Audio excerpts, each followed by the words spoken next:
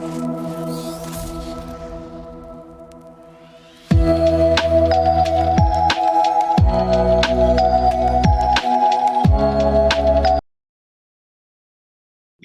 around 3.3 million people suffer from upper limb amputees, of which only a mere 2 to 3% have access to rehabilitative devices or technologies.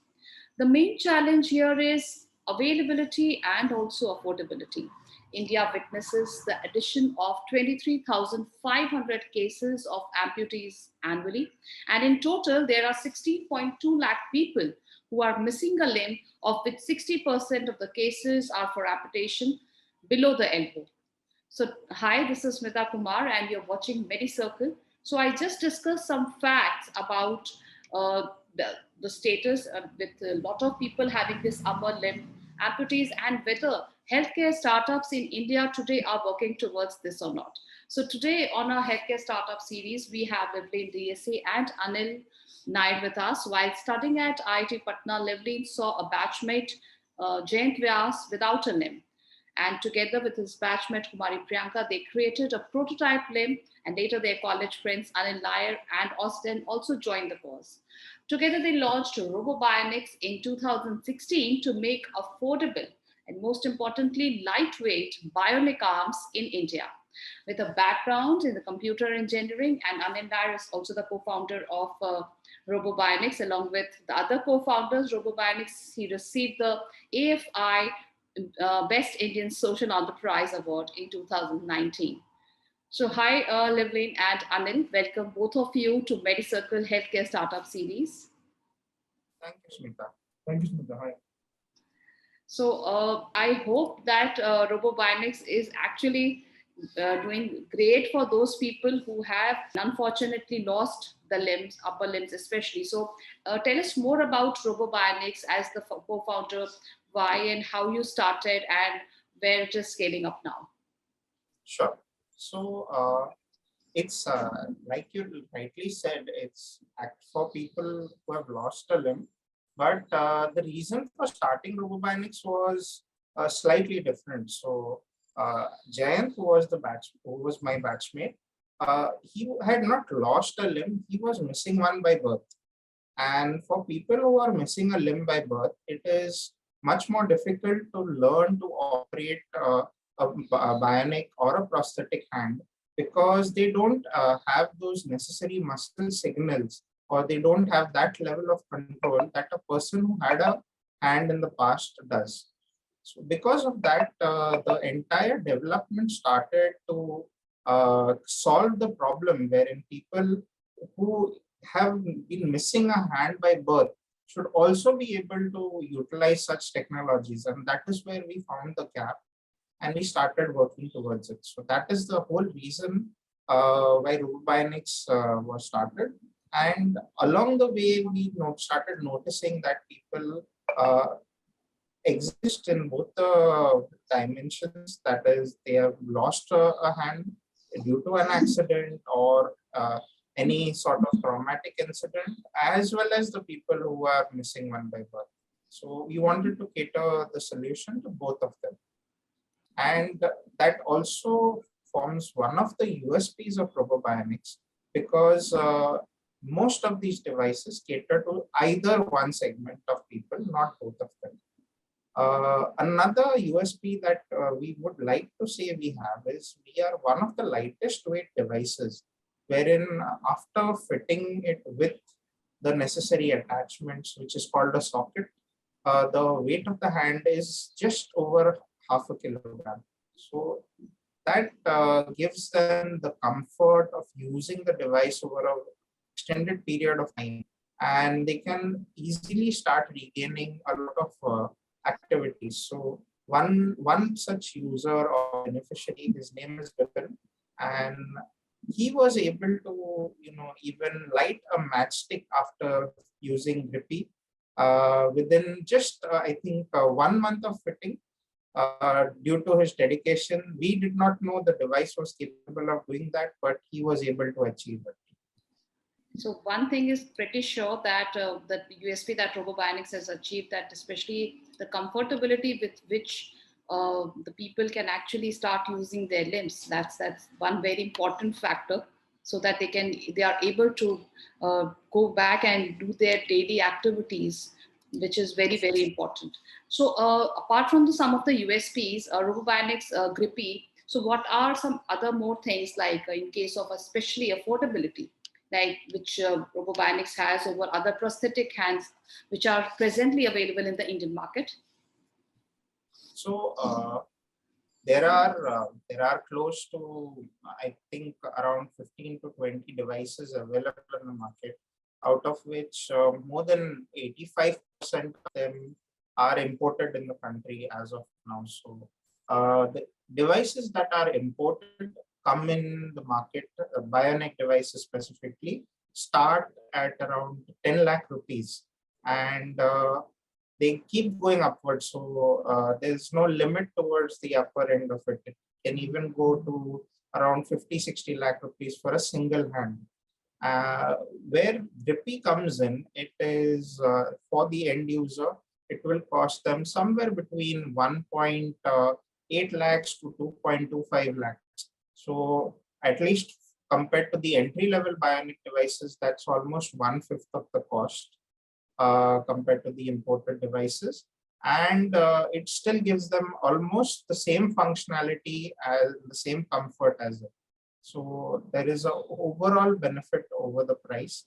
For this price, one key feature which I would like to highlight again is the sense of touch. One of the only devices around the world that Grippy gives the sense of touch, wherein a user can touch a soft or a hard object and can very easily identify whether it is a soft or a hard one without actually crushing it or without damaging that object.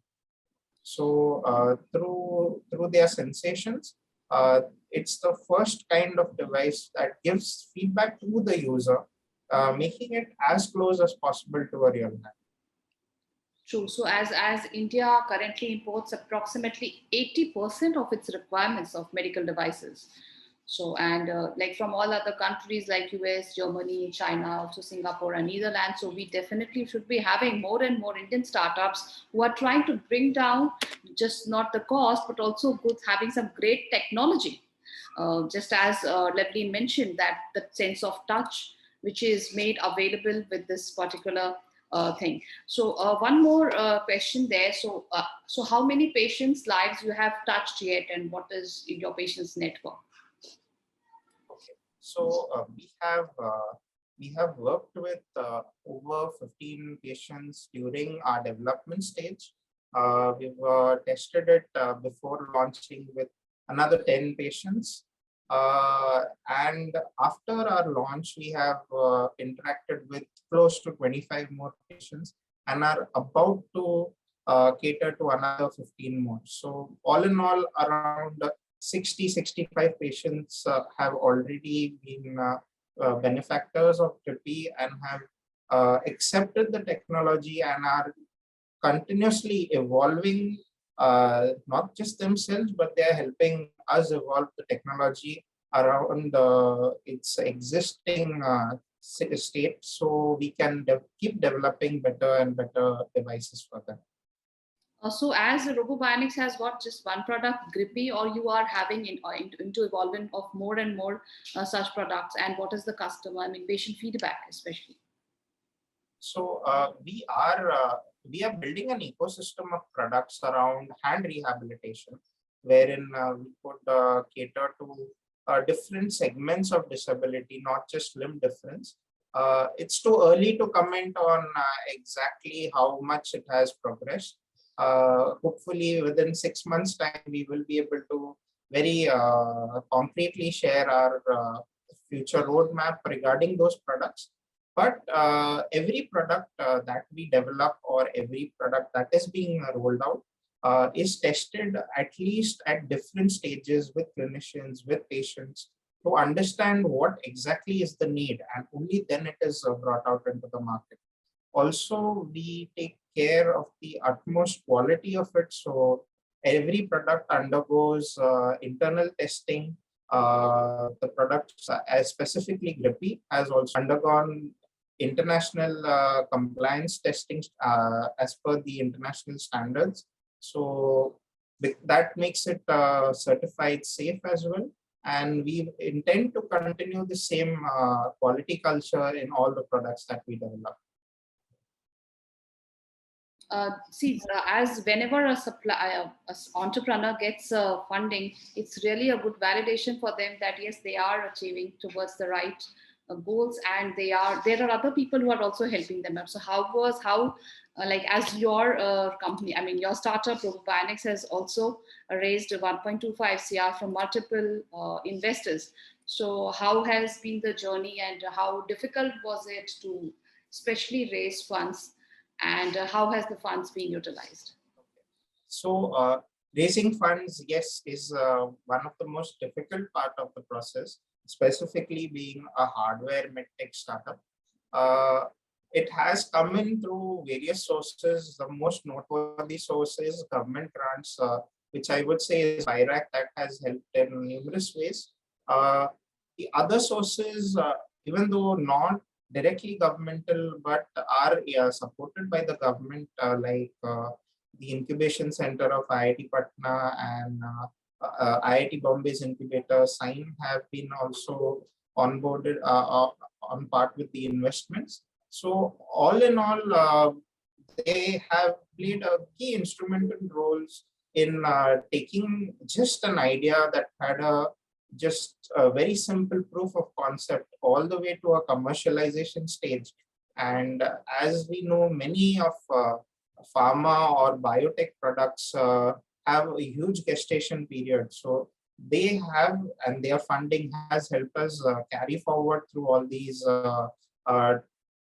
trial periods and gestational periods right from its inception. So we have, myself personally, I have been invested in this field for 7 years, right from the start when I started my MTech. I think Anil can add his experience here as well. So I have been with Robo Bionics for past 12 years. So for that, I was in a software consultancy firm. Then Llewellyn pitched me with this idea. I was interested in this idea. Then I came and joined Robo Bionics, and my journey of startup started from there. So Anil said 12 years by mistake. He actually meant 5 years. Okay, so like as there are co-founders there, and you both are working towards the success of Robo Bionics. So just a quick question on your revenues. So what were your revenues in FY21, and what you're planning to close at this FY 2022? So we just launched in late 21, so we did not have any revenues back then. We have closed 22 with a revenue of I would say close to 18 lakhs, and we are in this coming year we have already done an order booking worth of around 25 lakhs. So which we will complete in the first quarter itself. So we are looking to close this year at somewhere around 50 to 60 lakhs. That's very great and news, so that you are growing, and especially doing such a great innovation, especially with those people who get, I mean, either by birth or due to some accident, they are unable to use their limbs. So moving on to my next question, Llewellyn and Anil, like as you are working definitely towards the success, so have you set any goals that you want to achieve in this year 2022? And if so, what are like the future scale up and expansion plans? Okay, so we are targeting first of all, again coming back to quality, we are hell bent on quality, and in order to do the same, both myself and Anil, we have even undergone the training and the certification necessary for an internal auditor for ISO 13485. That's the quality management system for medical devices. Both of us are certified internal auditors. And the reason we did that is the next step is we want to implement ISO 13485 as a part of Robo Bionics for it to stay. So we want, that's our commitment to quality. Second, in terms of expansion, what we are looking at is taking the technology, not just keeping it limited to India, but taking it global. So the next plan is to try and achieve a US FDA approval within this year itself, so we can branch out into other countries that accept the US FDA approval. Yes. So, but as so the area of operations you would be expanding, and like patients can be anywhere from India. So, are you able to cater to all different geographies, or you find it a challenge and you are trying to scale it up? Yeah. So in India, it's not a challenge per se. So there is at least at certain areas we have what we would call a limb fitting clinic, or some sort of a setup where limb fitting is done already. We are trying to leverage that existing pipeline to deploy the device pan India, and ensure that patients don't have to come all the way to us, but they can get connected to one of our partners available in one of these cities across India, and they can get the job done very easily at that local end itself. Coming to the operational part of it, Grippy again has been designed keeping in mind people can be healing from remote areas, or from anywhere across the country or across the world. So what we have done is we have designed Grippy in such a way that it can be repaired even by a local watch repair technician to a certain extent. And this gives us the opportunity to take the device to the user instead of the user coming all the way to us. Because in India, specifically in India, there is a problem of accessibility. We have only 200 to 250 limb fitting clinics across the country.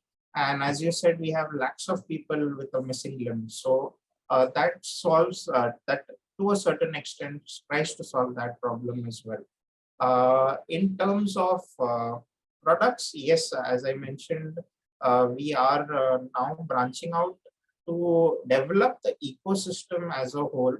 So for users as well as for the clinicians, the deployment, the engagement is much more easier and simpler. So also, I mean, it was really, really great talking to you, Llewellyn and Anil Nair, and thank you so much for joining us today at Medicircle.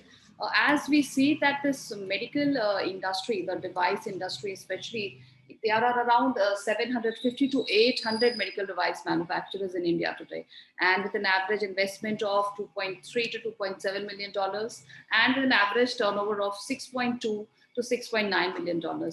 Here I would be repeating that again, 80% of the imports, I mean, all this medical devices, about 80% of the sales in value of terms is generated through imported medical devices from different countries. So it's like a multinational companies, especially in the Indian medical device market. And it is high time we have more and more startups like Robo Bionics who are doing good and growing and offering something which is affordable also, and most importantly with a good technology, so that the acceptance by the patients, by the consumers is more and high.